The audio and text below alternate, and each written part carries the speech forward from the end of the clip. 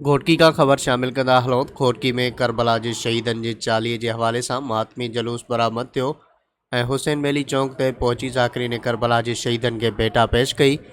हुसैनी इमाम बारगाह घोटकी का निकतल मातमी जलूस मुख़्तलिफ़ रस्तनि का थींदो। हुसैन बेली चौक ते पहुतल मातमी जलूस के ख़िताब कंदे चयो त करबला जे इमामनि पाकनि जी कुर्बानीनि जे करे अॼु इस्लाम ज़िंदा आहे। उन मौक़े ते सिक्योरिटी जा इंतज़ाम इंतहाई सख़्त कंदे फुल प्रूफ बंदोबस्त कयो वियो। पुलिस एहलकारनि समेत रज़ाकारनि पिणु सिक्योरिटी जा इंतज़ाम संभालिया।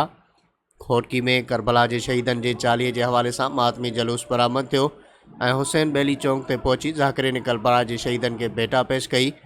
हुसैनी इमाम बारगाह घोटकी का निकतल मातमी जलूस मुख़्तलिफ़ रस्तनि का थींदो।